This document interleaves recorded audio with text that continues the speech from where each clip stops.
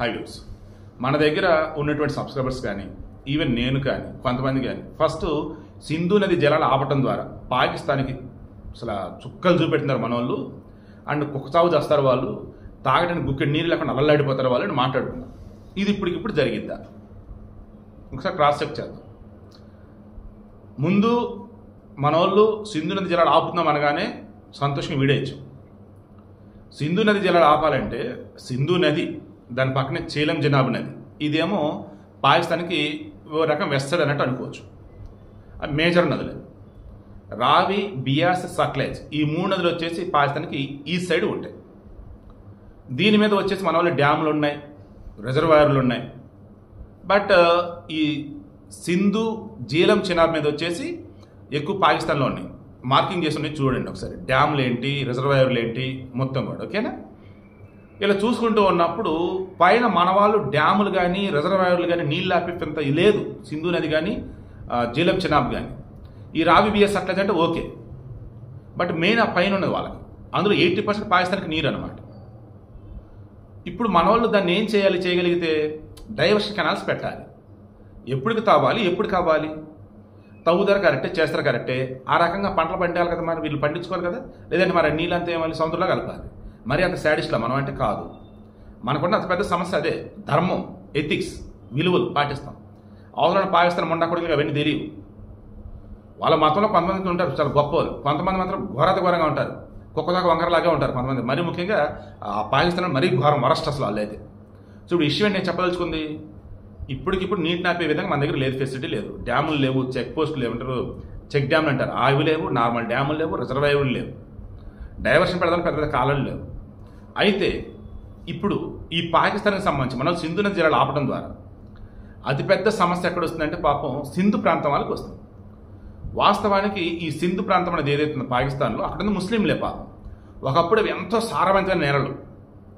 కానీ పైన ఉన్నటువంటి పాకిస్తాన్, పంజాబ్, రిమైనింగ్ చోట్ల వచ్చేసి డ్యాములు కట్టి, రిజర్వాయర్లు కట్టి వాటర్ని వేరే సెట్ తరలించున్నారు. అక్కడ వచ్చేసి 10 లక్షలు 20 లక్షల ఎకరాలు. ఈ దిగువ ప్రాంతం సింధుకు వచ్చేసరికి ఏమో నేచురల్గా పండాల్సిన పంట భూములు అవన్నీ నీళ్లు రాకపోయేసరికి ఏకంగా 1 కోటి ఎకరాల పైబడి కూడా పాపం వాళ్ళు పంట నష్టపోతున్నారు. అసలు వ్యవసాయం జరగటం లేదు. తాగునీళ్ళు అయితే పాపం వాళ్ళు నరకంగా చూపెడుతున్నారు. అసలు తాగునీళ్ళు ఉండటం లేదు పాపం వాళ్ళకైతే. ఇప్పుడు ఓ రకంగా మన వాళ్ళు ఎక్కడైనా ఏదైనా ఆలోచిస్తే సింధు ప్రాంతం వాళ్ళ గురించి ఆలోచించాలి. ఆ పాకిస్తాన్ వాడు ఏమంటున్నాడు, మీరు గనక నదీ జలాలు కనుక వదలకపోతే సింధు నదిలో మీరు రక్తం భరిద్ది అంటాడు. ఆ మొండలకు అంత సీన్ ఉందా? తర్వాత సింధు నదీ జలాలు మీరు ఆపితే మేము అంతర్జాతీయంగా ఒత్తిడి చేస్తాం అదే అంటున్నారు.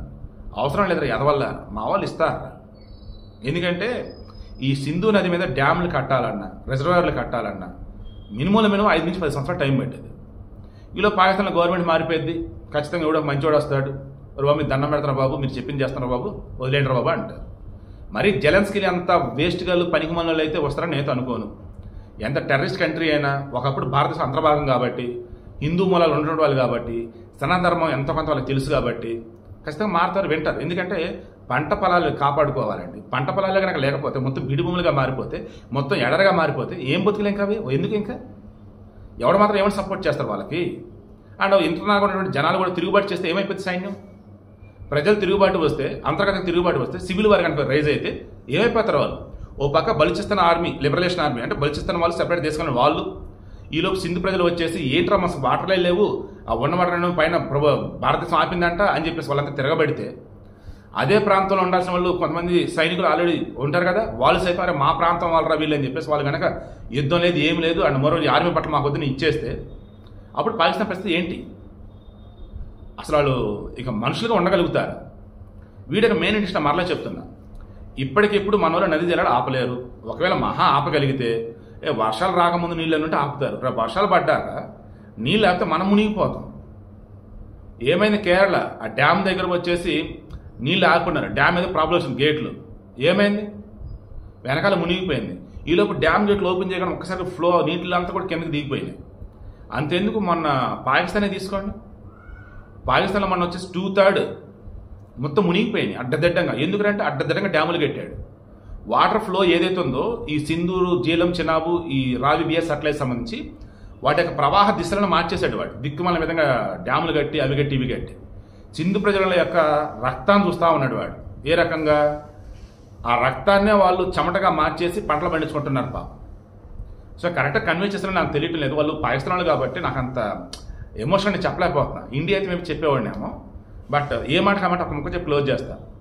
పాకిస్తాన్లో సివిల్ వారు కనుక వస్తే ఇక పాకిస్తాన్ అనేది ఉండదు. ఈ సోవియట్ యూనియన్ ఉంది కదా, ఒకప్పుడు రష్యా ఉండేది. సోవియట్ యూనియన్ ఆఫ్ సమ్ పేరు కరెక్ట్ గుర్తురాలేదు, సోవియట్ యూనియన్ వాళ్ళు. ఇప్పుడు ఏవైతే చాలా దేశాలు ఉన్నాయో రష్యా చుట్టుపక్కల, అవన్నీ ఒకప్పుడు మొత్తం ఒకే దేశం. బట్ ఆ తర్వాత ఇంకా సివిల్ వార్ అనుకోవచ్చు, అంతర్గతంగా కుమ్ములాట్లు అనుకోవచ్చు, వాళ్ళకి ఏదైనా అనుకోవచ్చు. నీకు దండారం నీకు అయ్యేది కదా అని చెప్పేసి మొత్తం విడిపోయారు. అలా ఇప్పుడు ఈ పాకిస్తాన్ కూడా విడిపోవాల్సి వస్తే బలూచిస్తాన్ సపరేట్ దేశమైంది, సింధు సపరేట్ దేశమైంది, పాకిస్తాన్ పంజాబ్ సపరేట్ దేశమైంది, ఖైబర్ పఖ్తూన్ఖ్వా సపరేట్ దేశమైంది. మరలా ఈ ఖైబర్ పఖ్తూన్ఖ్వా దగ్గర కూడా గిల్గిట్ బల్గిస్తాన్ చెప్పేసి ఇంకోటి ఉంటుంది. ఇలా చెప్పుకుంటూ పోయినట్టయితే అది ముక్కలు అవ్వాలి. కానీ కనీసం నాకు తెలిసి ఒక 5-6 దేశాలు అయితే ముక్కలు ఎప్పుడైతే ఏంట్రా బాబు అంటే మన వాళ్ళు ప్రాపర్ వేలా కనుక డ్యాములు కట్టి రిజర్వాయర్లు కట్టి వాటర్ కనుక పాకిస్తాన్ కనుక రానివ్వకుండా చేస్తే కనీసం ఒక 4 సంవత్సరాలు టైం తీసుకున్నా కానీ ఇక పాకిస్తాన్ ఉండదు. ఈలోపు అయితే నీళ్ళైతే మనోళ్ళైతే వదులుతారు, అందులో మాత్రం నో డౌట్. ఓకేనా? అయితే ఆ సింధు ప్రాంతంలో తిరుగుబాటు రావాలి. బలూచిస్తాన్ లిబరేషన్ ఆర్మీ వాళ్ళు ఈ సింధు వాళ్ళు మొత్తం ఏకమైపోతే ఇక పాకిస్తాన్ అనేది అన్ని క్లోజ్ చేసుకుని భారత్ ఏం చెప్తే చేస్తానంటారు. అండ్ ఇంటర్నల్గా వచ్చే సివిల్ వారి దెబ్బకి తట్టుకోలేక ఆర్మీ వాళ్ళు సైతం చేతులు ఎత్తేసి ప్రజలకు ఏం కావాలో అదే రెడీ అంటారు. ఎందుకంటే సివిల్ వారిని కొంతకాలమే ఆపగలుగుతారు. బయట దేశాల వల్ల అంటే ఏదైనా చేయగలుగుతారు. అంతర్గతంగా అన్నప్పుడు కొంతవరకు కంట్రోల్ చేస్తారు. ఒకప్పుడు అమెరికా కూడా అలాంటిదే. సివిల్ వార్ వచ్చిన తర్వాత కదా మొత్తం అక్కడ ఎన్నో విప్లవాలు అనేది వచ్చున్నాయి. ఫ్రెంచ్ విప్లవం కూడా అటువంటివి అన్నీ కూడా అన్ని సివిల్ వార్లు అన్నట్టు అంతర్గతంగా వచ్చేవి ఇవన్నీ. సో పాకిస్తాన్కి సంబంధించి ఇప్పటికిప్పుడు ఆ సింధు జలాలను ఆపి మనమైతే వాళ్ళని ఏమీ చేయలేము. బట్ అంతర్గతంగా ప్రజల్లో కనుక మార్పు కనుక వస్తే అవేర్నెస్ కనుక వచ్చినట్టయితే వాళ్ళతో వాళ్ళు తిరగబడతారు పాకిస్తాన్ సైన్యం మీద, ఆ దేశంలో పాలకుల మీద. అప్పుడు వాళ్ళు కుదురుగా ఉంటారు, అందులో నో డౌట్.